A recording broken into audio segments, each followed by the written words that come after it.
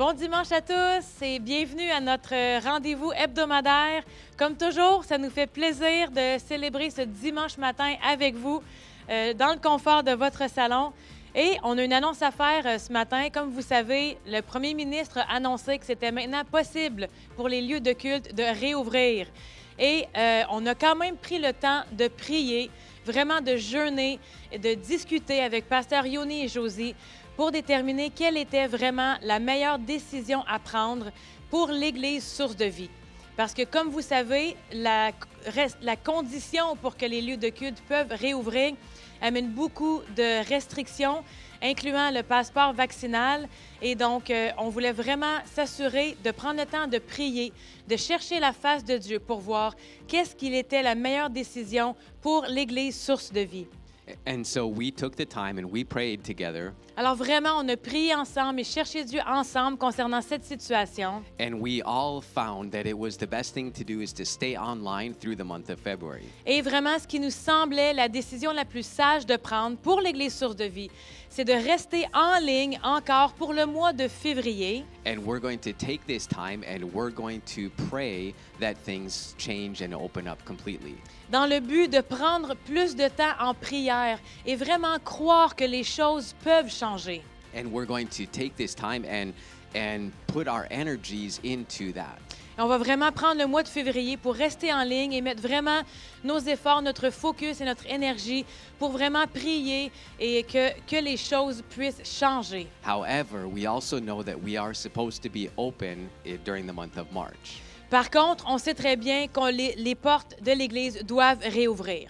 Donc, So for the first week of March, alors le premier dimanche de mars, we will be opening the doors of the church nous allons réouvrir les portes de l'Église pour venir en présentiel ici ensemble, with the restrictions that are in place at the moment. selon les restrictions qui seront en place à ce moment-là. So we invite you to join with us in praying that things will change. Alors, on veut vraiment vous inviter à vous joindre à nous en prière pendant le mois de février où on va continuer à être en ligne le dimanche matin et vraiment prier, intercéder pour que la volonté de Dieu s'accomplisse dans cette situation. Comme Pasteur Brennan dit, par contre, on a hâte de vous revoir. On sait que vous avez hâte de revenir à l'Église. On a hâte d'être réunis pour louer Dieu ensemble, pour s'encourager les uns les autres, pour s'assembler, entendre la parole ensemble. On sait que c'est important. Alors, on ne veut pas non plus étirer trop longtemps la diffusion en direct. Donc, le premier dimanche de mars, on va réouvrir les portes de l'Église. On va vous accueillir vraiment avec joie et anticipation selon les normes qui seront à ce moment-là. Donc, pour le mois de février, pour vous aider à vraiment vous joindre avec nous en prière, à tous les mercredis soirs du mois de février, de 19h à 20h, on va avoir un temps de prière en direct sur la page Facebook de l'Église Source de Vie. Alors, si vous n'êtes pas abonné à notre page Facebook, je vous encourage à le faire maintenant pour pouvoir vous joindre à nous en prière tous les mercredis soirs de février, de 19h à 20h. Vraiment, on va chercher Dieu. Dieu est là, il est fidèle, il est avec nous, il est pour nous. Et on va vraiment se concentrer sur lui pour le chercher, pour rester sensible à son Saint-Esprit en toutes choses. Et on vous invite à vous joindre à nous. Alors, merci Seigneur. Oui, on sait que vous avez hâte de revenir. On a vraiment hâte de vous revoir aussi.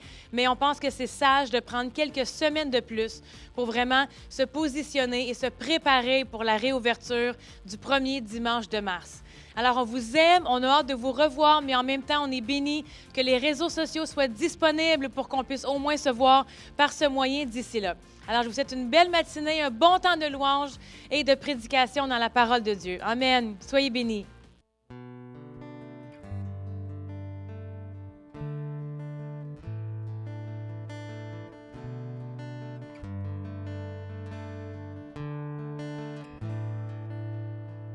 Je viens vers toi dans les secrets, en ta présence, je veux rester. Tu seras toujours là.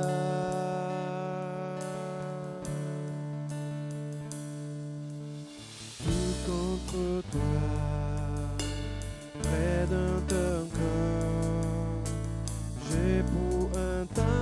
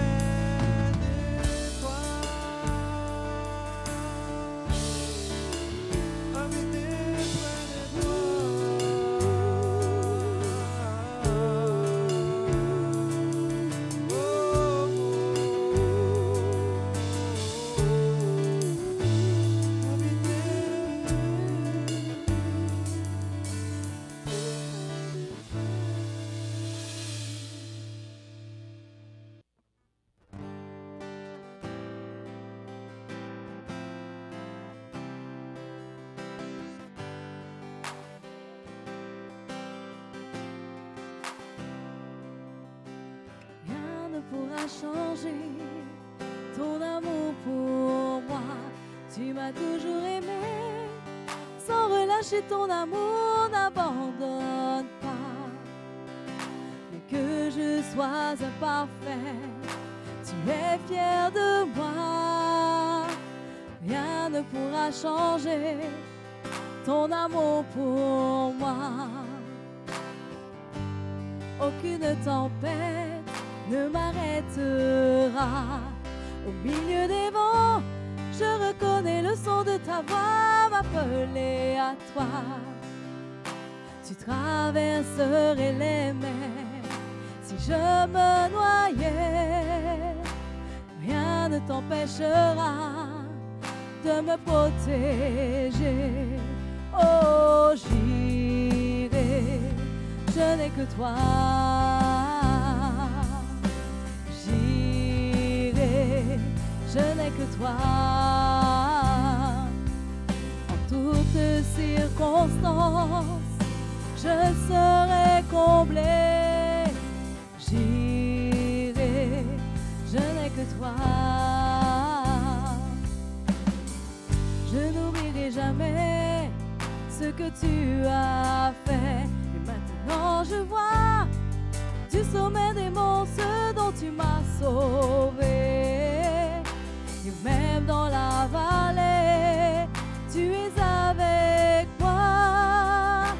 Je n'oublierai jamais ce que tu as fait, car tu es j'irai, je n'ai que toi. J'irai, je n'ai que toi. En toutes circonstances, je serai comblé. J'irai, je n'ai que toi. Je n'ai que toi, je n'ai que toi, je n'ai que toi. Je n'ai que toi, je n'ai que toi, je n'ai que toi. Je n'ai que toi, je n'ai que toi, je n'ai que toi. Je n'ai que toi, je n'ai que toi, je n'ai que toi. Je sais que tu m'aimes et que tu m'as choisi. Je sais qui tu es, alors je sais qui je suis. Je sais que tu m'aimes plus que je ne l'imagine. Je n'ai que toi, je n'ai que toi. Je sais que tu m'aimes, que tu m'as choisi. Je sais qui tu es, alors je sais qui je suis. Je sais que tu m'aimes plus que je ne l'imagine.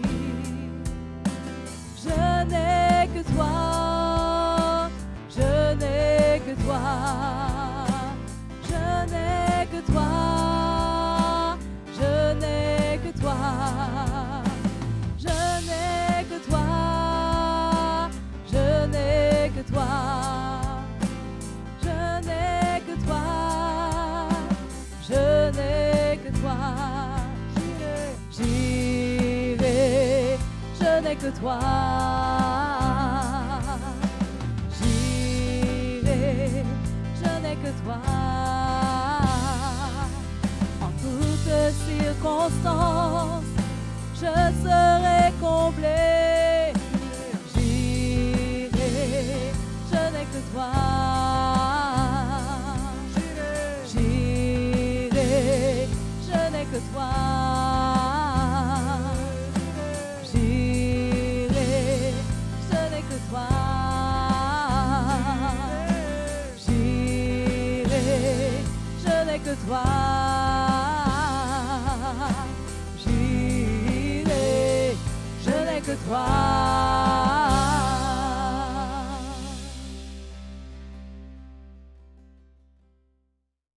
Amen. Merci Seigneur pour ce bon temps de louange que nous avons passé ensemble. Merci à l'équipe de louange qui a travaillé fort justement avec le Saint-Esprit pour nous emmener dans la gloire de Dieu. J'irai. Dieu pourvoit pour chaque petite chose qui sont là, chaque besoin qui ont besoin d'être rencontrés. Dieu pourvoit. Donc c'est une belle louange. Merci Seigneur. Merci pour ce temps de louange. Maintenant, nous allons passer dans la parole de Dieu. Le titre de notre message, c'est « Le bon et fidèle serviteur ». Le bon et fidèle serviteur. Tout d'abord, nous allons remettre ce temps au Seigneur. Donc, je vais faire une prière courte pour remettre ce temps au Seigneur, pour remettre ce message vraiment au contrôle du Saint-Esprit. Donc, Seigneur, je vais remettre ce message sous le contrôle du Saint-Esprit, que le Seigneur illumine les yeux de nos cœurs, qu'il renouvelle notre intelligence à la compréhension de ce message, que ce message tombe dans la bonne terre et emporte du fruit. Dans le nom de Jésus, je prie. Amen. Amen. Donc, nous allons parcourir la parole de Dieu. Nous allons faire la lecture dans la parole de Dieu dans Matthieu 25, 14 à 30. Il s'agit de la parabole des talents. Donc, souvent, le Seigneur Jésus utilisait des paraboles quand il parlait. Souvent, il utilisait des paraboles. Et ça, c'est vraiment une profondeur dans la parole de Dieu, car il nous faut chercher par l'Esprit de Dieu la compréhension de ces paraboles. C'est ce qui nous arrive souvent, même moi, quand j'ai commencé ma vie chrétienne et que je tombais sur des paraboles. Parfois, je ne comprenais pas, je me disais, il n'y a pas de sens, je ne comprends pas trop. Mais en cherchant dans la profondeur, le Saint-Esprit nous révèle justement les significations des paraboles. Donc, on va lire ensemble la parabole des talents. Je dis bien Matthieu 25, 14 à 30. Il en sera comme d'un homme qui, partant pour un voyage, appela ses serviteurs et leur remit ses biens. Il donna 5 talents à l'un, 2 à l'autre et un 3e, à chacun selon sa capacité, et il partit. Aussitôt, celui qui avait reçu les 5 talents s'en alla, les fit valoir et gagna 5 autres talents. De même, celui qui avait reçu les 2 talents en gagna 2 autres. Celui qui n'en avait reçu qu'un alla faire un creux dans la terre et cacha l'argent de son maître. Longtemps après, le maître de ses serviteurs revint et leur fit rendre compte. Celui qui avait reçu les 5 talents s'approcha en apportant 5 autres talents. Et il dit, « Seigneur, tu m'as remis 5 talents, voici j'en ai gagné 5 autres. » Son maître lui dit, « C'est bien, bon et fidèle serviteur. Tu as été fidèle en peu de choses, je te confierai beaucoup. Entre dans la joie de ton maître. » Celui qui avait reçu les 2 talents s'approcha aussi et il dit, « Seigneur, tu m'as remis 2 talents. Voici, j'en ai gagné 2 autres. » Son maître lui dit, « C'est bien, bon et fidèle serviteur. Tu as été fidèle en peu de choses, je t'en confierai beaucoup. Entre dans la joie de ton maître. » Celui qui n'avait reçu qu'un talent s'approcha ensuite et il dit, « Seigneur, je ne savais que tu es un homme dur, qui moissonne où tu n'as pas semé et qui amasse où tu n'as pas vanné. J'ai eu peur et je suis allé cacher ton talent dans la terre. Voici, prends ce qui est à toi. » Son maître lui répondit, « Serviteur méchant et paresseux, tu savais que je moissonne où je n'ai pas semé et que j'amasse où je n'ai pas vanné. Il te fallait donc remettre mon argent au banquier et à mon retour, j'aurais retiré ce qui est à moi avec un intérêt. Ôtez-lui donc le talent et donnez-le à celui qui a les 10 talents. Car on donnera à celui qui a, et il sera dans l'abondance. Mais à celui qui n'a pas, on ôtera même ce qu'il a. Et le serviteur inutile, jetez-le dans les ténèbres du dehors, où il y aura des pleurs et des grincements de dents. » Aïe. Donc ça, la parabole du Seigneur, on le lit, les talents, un serviteur, un maître. Donc quelque part, vous voyez à peu près où le Seigneur nous emmène. Donc vous voyez bien que c'est un maître qui part et qui donne ses biens, qui donne des talents à ses serviteurs. Donc quelque part, chacun revient avec la multiplication. Avec le talent que le maître leur a donné, ils reviennent avec la multiplication. Et le maître lui dit, « Bon et fidèle serviteur, tu as été fidèle en peu de choses. » Donc toute cette partie-là, nous allons voir ensemble, toute cette partie-là, ce que signifie cette parabole, qu'on la mette actuellement dans nos vies aujourd'hui, dans notre vie chrétienne aujourd'hui. Il y a notre maître qui est Jésus nous a remis à chacun de nous des dons. Jésus a remis à chacun de nous des talents. Donc, on va voir ensemble dans la parole de Dieu, qu'est-ce qu'il faut faire avec ça? On le voit déjà dans cette parabole des talents. comment justement chaque serviteur a multiplié ce don que le Seigneur leur a donné. Vous voyez que chaque serviteur, ce n'était pas à la quantité, mais c'était vraiment ce qu'ils ont fait avec le talent et le don que Dieu leur a donné. Ça n'a rien à voir avec la quantité, mais vraiment cette fidélité à aller de l'avant avec ce que le Seigneur leur a donné. Donc on va voir, regardez bien dans cette parabole-là, si on regarde les chapitres avant et les chapitres après, c'est souvent, il y a une coïncidence dans ce chapitre-là. Si vous voyez dans quelles conditions ce chapitre-là a été mis dans la Bible, il n'y a pas de hasard. Dieu connaît toutes choses, Dieu sait pourquoi. Donc on va regarder juste avant ce que le Seigneur dit dans les chapitres avant. Alors on va voir ensemble dans Matthieu 24, 45 à 47. Matthieu 24, 45 à 47. Quel est donc le serviteur fidèle et prudent que son maître a établi sur ses gens pour leur donner la nourriture au temps convenable? Heureux ce serviteur que son maître, à son arrivée, trouvera faisant ainsi. Je vous le dis en vérité, il l'établira sur tous ses biens. Serviteur, nous avons encore dans ce passage serviteur. Qu'est-ce que ce serviteur-là fera quand Jésus reviendra à ce moment-là? Quel est son rôle? Qu'est-ce que le Seigneur lui demande de faire? Ici, on dit bien que c'est justement un serviteur fidèle. Fidèle. Au moment où Jésus revient, le Maître revient, qu'est-ce que nous faisons à ce moment-là avec les dons et les talents que le Seigneur nous a donnés? Est-ce que nous sommes comme ce serviteur-là qui a caché ses talents, qui a caché son don, qui n'a pas voulu utiliser son don? Qu'est-ce que, justement, à ce moment-là, quand Jésus revient, quand le Maître revient, qu'est-ce que nous faisons à ce moment-là? Est-ce que nous sommes réellement ces fidèles serviteurs? Nous voyons un peu plus loin aussi, dans le chapitre 25, juste après l'exhortation à la vigilance, dans le chapitre 25, nous avons la parabole des 10 vierges. Les vierges folles et les vierges sages. Les vierges sages ont pris le temps de mettre de l'huile justement dans leurs lampes. L'huile, le Saint-Esprit. Ils ont pris ce temps-là de garder le Saint-Esprit, d'être en communion avec le Saint-Esprit, tandis que les vierges folles n'ont pas pris le temps justement de remplir leur vase. Et l'époux revient. Qu'est-ce que l'époux dit quand il revient aux vierges folles? Je ne vous connais pas. La porte est fermée. Donc là encore, on voit juste après. On voit dans ces passages, c'est une chronologie que le Seigneur met dans la Bible. Écoutez, la Bible, c'est un trésor. Quand vous méditez la parole de Dieu, le Seigneur vous emmène vraiment ici et là et vous comprenez vraiment beaucoup, beaucoup de choses. Ce trésor est révélé pour chacun de vous avec le Saint-Esprit. Donc là, vous voyez que les 10 vierges, c'est juste après l'exhortation à la vigilance. Il y a les 10 vierges et après, nous allons dans les talents, la parabole des talents. Juste après vient le jugement des nations. Donc, on va voir ensemble dans Matthieu 25, 32 à 41. Matthieu 25, 32 à 41. C'est un peu de lecture qu'on fait ensemble ce matin. Mais c'est bon, c'est toujours bon la lecture. Toutes les nations seront assemblées devant lui. Il séparera les uns d'avec les autres, comme le berger sépare les brebis d'avec les boucs. Et il mettra les brebis à sa droite et les boucs à sa gauche. Alors le roi dira à ceux qui seront à droite, « Venez, vous qui êtes bénis de mon Père, prenez possession du royaume qui vous a été préparé dès la fondation du monde. Car j'ai eu faim et vous m'avez donné à manger. J'ai eu soif et vous m'avez donné à boire. J'étais étranger et vous m'avez recueilli. J'étais nu et vous m'avez vêtu. J'étais malade et vous m'avez visité. J'étais en prison et vous êtes venus vers moi. » Les justes lui répondirent, « Seigneur, quand avons-nous vu avoir faim et t'avons-nous donné à manger? Ou avoir soif et t'avons-nous donné à boire? Quand avons-nous vu étranger et t'avons-nous recueilli? Ou nu et t'avons-nous vêtu?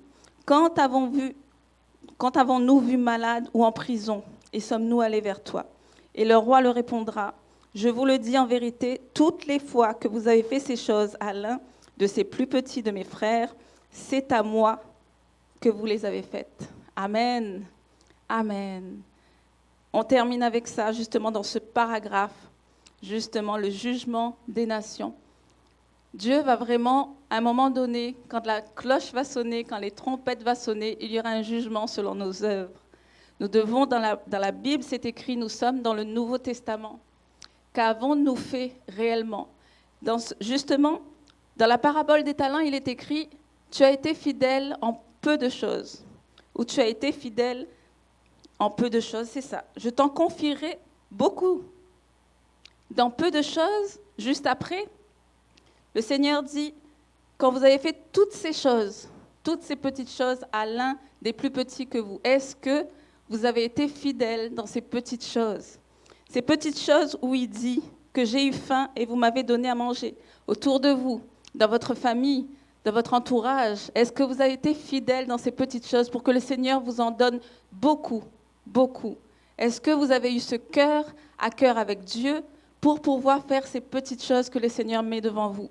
Parfois, vous pouvez dire, oh, ben c'est bizarre parce que moi, je n'ai pas entendu des personnes qui avaient besoin, je n'ai pas entendu des personnes qui étaient nues ou des personnes qui avaient soif ou détrompez-vous, il y a toujours un cas autour de vous que le Seigneur va mettre devant vous pour voir justement votre fidélité, pour voir justement si vous obéissez dans ce moment-là, pour voir si vous avez reçu le cœur de Dieu. Est-ce que votre cœur est fermé à ce moment-là? Est-ce que vraiment, posez-vous la question à un moment donné, si dans ces petites choses-là, vous êtes fidèle? Parce que parfois, vous visez plus haut. Parfois, vous visez le ministère, vous visez vraiment d'être sur l'estrade. Mais le Seigneur va vous attendre dans des petites choses. Le Seigneur va regarder si vous êtes fidèle dans les petites choses. Et c'est la même chose aussi dans ce passage-là.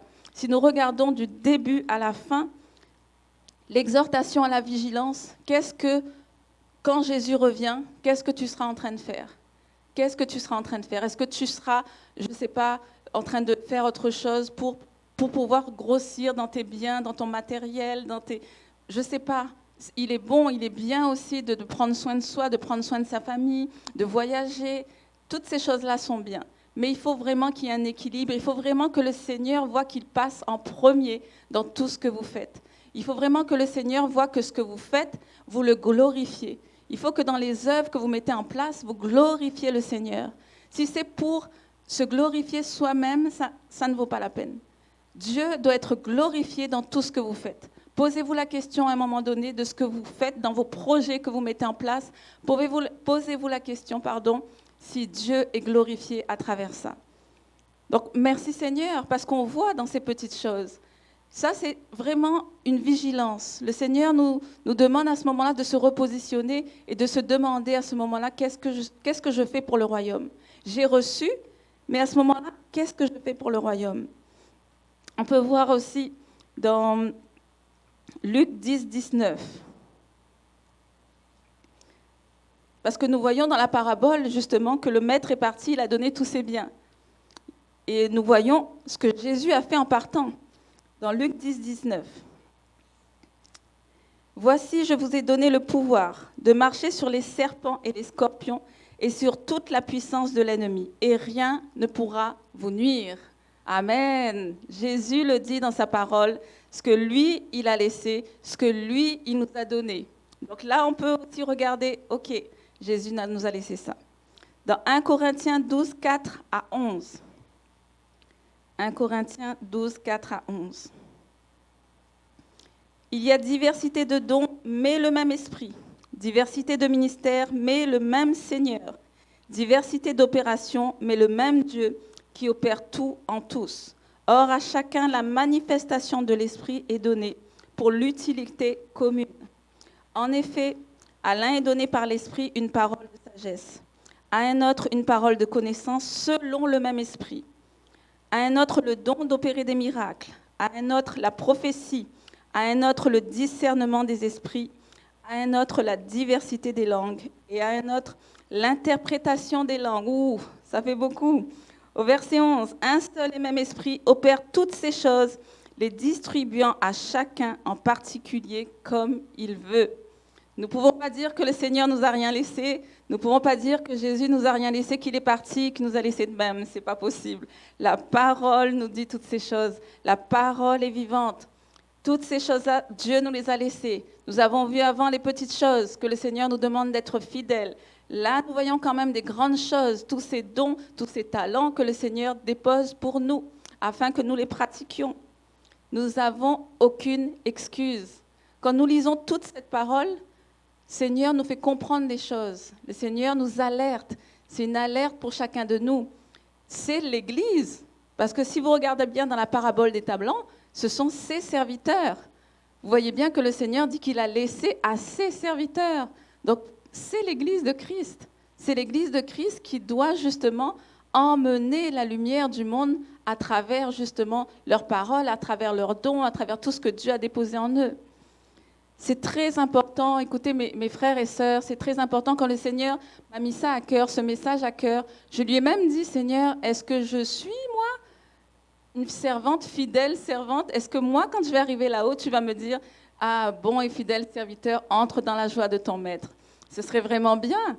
C'est ce que je me dis. Et à ce moment-là, je me suis dit, mais Seigneur, est-ce que je le suis, moi, déjà, pour l'emmener, ce message-là? Mais je sais que je prêche également à moi-même. Toutes ces choses que le Seigneur dit, c'est des choses que tout le monde doit mettre en pratique dans sa vie. C'est des choses quand on aime Dieu, quand on l'aime vraiment de tout son cœur, de toute son âme, alors on aime notre prochain comme nous-mêmes. Notre prochain, on va l'aimer autant qu'on s'aime soi-même. Et ça, on n'aura aucune difficulté de le faire par la suite. Parce que si nous avons reçu l'amour de Dieu, nous arrivons à faire ces choses-là. Ce n'est pas par nos propres moyens et ce n'est pas par nos propres œuvres. Certains vont dire « Ah, je vais faire ça, je vais faire ça, je vais faire ça pour prouver que je suis aimé de Dieu. » Non, tu es aimé de Dieu déjà. Tu as reçu le cœur de Dieu déjà. Donc, tu fais les œuvres que Dieu a déposées en toi. Ce n'est pas quelque chose qu'on recherche à faire pour plaire. Tu es, donc tu fais.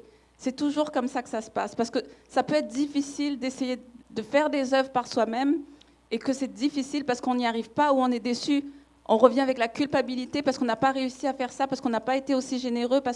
Non, c'est le cœur de Dieu qu'on reçoit qui nous emmène à faire ces choses. On voulait voir aussi un autre point très important de ce qu'on reçoit. Ce qu'on reçoit, on va parler de l'Église. L'Église, source de vie, ou peu importe les églises où vous étiez avant. Ça fait un moment que vous êtes à l'Église. Ça fait un moment que vous recevez la nourriture, la bonne nourriture, dimanche après dimanche. Vous recevez, donc généralement, vous grandissez en recevant la nourriture. Après, qu'est-ce qu'on fait avec ça? La nourriture que vous recevez, chacun de vous, ça vous emmène normalement à changer et ça vous emmène également à porter cette nourriture-là à d'autres. Parce que vous avez reçu, vous êtes encouragé, donc vous pouvez encourager d'autres. Ou certains vont se dire, oh, cette prédication-là, elle n'est pas pour moi, je ne l'aime pas trop. Je vais choisir une prédication qui me plaît le mieux. Bon, la prédication, c'est une nourriture. On va prendre l'exemple d'un enfant, votre enfant, qui vous dirait, ben, maman, moi, ma nourriture préférée, c'est le McDo. Donc moi, je veux le McDo. Tous les jours, à tous les midis, je veux du McDo. Ou des bonbons. Ben, les enfants aiment tous des bonbons. Le midi, le soir, je veux des bonbons. Le midi, le soir, le lendemain, une semaine. Est-ce que vous laisseriez vos enfants manger leur nourriture préférée? Non. À un moment donné, vous leur dites, excuse-moi, mais aujourd'hui, c'est des légumes. Bon, c'est vrai, les légumes, bon, mais c'est bon pour la santé. C'est bon pour la santé. Donc, vous, en tant que parents, vous allez donner une nourriture variée pour vos enfants. C'est pareil à l'Église. C'est pareil. Et si nous regardons toutes les prédications qui ont été dites ici à l'Église, source de vie, la marche dans la foi, il y avait aussi une série inébranlable, une série remplie du Saint-Esprit, une série marchée par l'Esprit, une série de ce que Jésus est pour toi, une série le combat de la foi, une série la puissance de la prière. Qu'est-ce que vous avez fait avec toutes ces prédications que vous avez reçues? Est-ce que vous en avez préféré une et jeté l'autre? Ou est-ce que vous avez tout mangé et vous êtes grandi dans cette prédication, que vous avez pu emmener ça, apporter ça par d'autres et que ça a pu changer votre vie? Vraiment, posez-vous la question à ce moment-là. Mais toute nourriture est bonne. Toute nourriture qui est donnée à l'Église est bonne à prendre. Vous ne pouvez pas dire que j'aime telle nourriture et j'aime pas celle-là. Non, c'est toute nourriture est bonne pour justement emmener ça dans le monde, emmener ça dans votre entourage. C'est toujours dans ces petites choses que Dieu vous attend. Toujours. Donc ne soyons pas vraiment comme ces auditeurs oublieux qui sont là et chauffent les bancs des chaises tous les dimanches, mais après ça ne les regarde plus. Ils ont reçu, puis quand ils sortent d'ici, c'est évaporé d'un coup. Non, c'est tombé dans la bonne terre et ça porte du fruit éternel. Amen. Amen, amen. Dans un autre verset, Éphésiens 2, 8 et 9.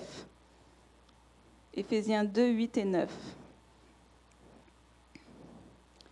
C'est par la grâce que vous êtes sauvés par le moyen de la foi. Et cela ne vient pas de vous, c'est le don de Dieu. Ce n'est point par les œuvres, afin que personne ne se glorifie. Maintenant, nous passons vraiment dans les œuvres que nous faisons. Attention, comme on le disait tout à l'heure, de glorifier Dieu. Vous voyez bien dans ce verset-là. Ce n'est point par les œuvres, afin que personne ne se glorifie. Donc, le salut et les œuvres. Le salut, vous l'avez. Ce n'est pas par vos œuvres que vous avez le salut. Attention. Mais les œuvres que vous faites glorifient Dieu. Parce que vous êtes proche de Dieu. Vous êtes avec lui constamment. Vous êtes remplis du Saint-Esprit, comme les vierges sages. Vous êtes là à écouter ce que Dieu vous dit. Vous avez la sainte crainte de l'Éternel. Toutes ces choses-là vont vous emmener justement à écouter le Seigneur et à faire ce que Dieu vous demande, mais avec le cœur de Dieu. Dans Matthieu 5, 16, on peut voir également Matthieu 5, 16. Que votre lumière luise ainsi devant les hommes, afin qu'ils voient vos bonnes œuvres et qu'ils glorifient votre Père qui est dans les cieux. Amen. Là aussi, nous voyons que dans ce que vous faites, vous voyez que Dieu est glorifié dans les cieux. Dieu est glorifié dans les cieux. Amen. Aussi dans Matthieu 16, 27. Matthieu 16, 27. Car le Fils de l'homme doit venir dans la gloire de son Père avec ses anges, et alors il rendra à chacun selon ses œuvres. Il rendra à chacun selon ses œuvres. Tout ça, c'est vraiment, la parole de Dieu est puissante. Dans tous ces passages-là, nous avons vu ensemble que c'est vraiment une vigilance, une exhortation à la vigilance de savoir aujourd'hui où vous en êtes avec le Seigneur, où vous en êtes dans tout ce que votre intimité avec Dieu. Il faut à un moment donné s'éveiller et de repartir dans la parole de Dieu. Dieu va toujours vous parler dans sa parole. Comme il l'a fait avec moi, il le fait également avec vous. Il va toujours vous emmener dans sa parole. Vous allez parcourir des messages, des passages dans la parole, et ça va vous fortifier, ça va vous encourager. Mais une exhortation à la vigilance, Dieu le fait. Dieu le fait constamment dans sa parole. On peut le voir que les vierges folles, Dieu a fermé la porte à ce moment-là pour les vierges folles.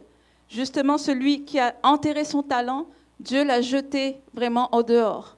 Vous voyez, toutes ces choses-là, c'est dans le Nouveau Testament. Je veux dire, on pourrait dire que c'est la loi, que c'est dans l'Ancien Testament, mais tout ce que je vous ai lu, c'est dans le Nouveau Testament et c'est Jésus qui a emmené ces paraboles. Donc ce n'est pas moi qui emmène ces messages et qui fait une interprétation par moi-même. Je vous lis la Bible, je vous lis tout ce qui est écrit dans la Bible et tout ce qui m'a percuté, que le Seigneur m'a demandé de délivrer aujourd'hui. Donc merci Seigneur pour ces paroles. On peut voir aussi dans Éphésiens 2:10, Éphésiens 2:10, c'est ce qu'on disait tout à l'heure pour les œuvres que Dieu a préparées. Car nous sommes son ouvrage, ayant été créés en Jésus-Christ pour de bonnes œuvres que Dieu a préparées d'avance afin que nous les pratiquions. Afin que nous les pratiquions. Donc des œuvres que Dieu a préparées d'avance. Non pas les nôtres, non pas ce que nous on a décidé un matin de faire, mais ce que Dieu a préparé pour nous, ses enfants, pour que nous les pratiquions. C'est vraiment important de se remettre en accord avec la parole et non en accord avec ce que nous on pense, avec ce que nous avons dans notre cœur, avec ce que nous voulons faire. On va se mettre nous en avant constamment, mais à un moment donné, il faut se positionner et se dire, Seigneur, est-ce que je suis toujours dans tes voies? Est-ce que je fais toujours ce qui te glorifie? Est-ce que mes œuvres te glorifient aujourd'hui encore? Dieu va vous le dire. Vous avez la certitude que Dieu va vous le dire. Il dit, celui qui me cherche, je me ferai trouver par celui qui me cherche et qui me cherche de tout son cœur. Si vous aimez Dieu de toute votre force, de toute votre âme, de toute votre pensée, à ce moment-là, Dieu ne peut pas rester muet et ne pas vous répondre. Donc à ce moment-là, Dieu va venir et Dieu va vous emmener petit à petit dans ce que vous devez faire pour lui. Et ce ne sera pas un fardeau, ce ne sera pas lourd parce que vous savez que c'est son esprit qui vous emmène à le faire. Son esprit qu'il a déposé en vous, vous êtes coéquipier avec l'Esprit de Dieu qui vous emmène à faire ces choses-là. Amen. Nous pouvons voir un dernier verset également dans Philippiens 2, 14 et 15. Alors, Philippiens 2, 14 et 15. Amen. Merci Seigneur pour ta parole, Seigneur. Faites toutes choses sans murmure ni hésitation, afin que vous soyez irréprochables et purs, des enfants de Dieu irrépréhensibles au milieu d'une génération perverse et corrompue, parmi laquelle vous brillez comme des flambeaux dans le monde. Amen. Donc voilà le dernier verset que le Seigneur dit. Faites toutes choses sans murmure ni hésitation, afin que vous soyez irréprochables, purs, des enfants de Dieu irrépréhensibles, au milieu d'une génération perverse et corrompue, parmi laquelle vous brillez comme des flambeaux dans le monde. C'est ce que le Seigneur veut de nous. C'est ce que le Seigneur veut de nous, ses enfants qu'il a justement établis dans ce monde pervers, dans ce monde où tout va mal, dans ce monde où les ténèbres prennent le dessus sur toute chose. Nous avons vu chaque parole du début à la fin, le bon et fidèle serviteur, le fidèle serviteur qui fera ce que Dieu lui demande au moment où Jésus doit revenir. Tout le monde sait que Jésus doit revenir, que Jésus est proche. Qu'est-ce que nous faisons à ce moment-là? Qu'est-ce que nous sommes en train de faire à ce moment-là? Est-ce que nous reflétons ce que la parole de Dieu dit? Est-ce que vraiment dans tout ce que nous faisons, nous glorifions le Seigneur? Donc ceux qui se reconnaissent là-dedans, ceux qui se disent vraiment aujourd'hui, je veux me positionner vraiment dans ce que le Seigneur veut que je fasse, parce qu'il y a une joie en faisant ces choses. Il y a toujours une joie de donner, plus de joie de donner que recevoir.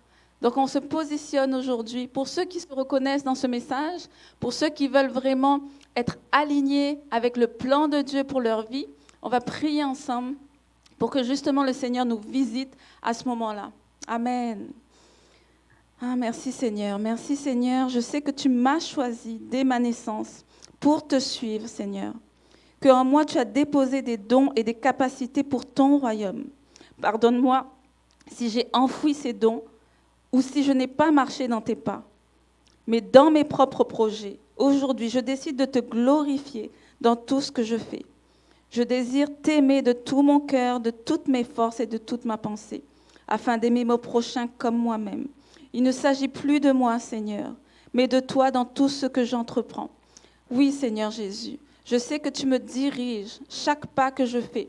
Je veux entendre cette voix dans mon cœur quand tu me parles, Seigneur Jésus, car je sais que tu me parles. Tu dis que mes brebis connaissent ma voix et elles me suivent. Je suis ta brebis, Seigneur. Donc, Seigneur, fais de moi ce que tu veux que je sois. Je continuerai à marcher dans tes pas, Seigneur, car c'est mon désir et j'ai soif de faire ta volonté, Père, et non la mienne. Donc, dans le nom de Jésus, Seigneur, nous te prions, Seigneur, que tu déposes en nous ton cœur, Seigneur, pour tes œuvres que tu as préparées d'avance. À toi soit le règne, la puissance et la gloire, Seigneur, pour des siècles et des siècles, Seigneur Jésus. Amen, amen.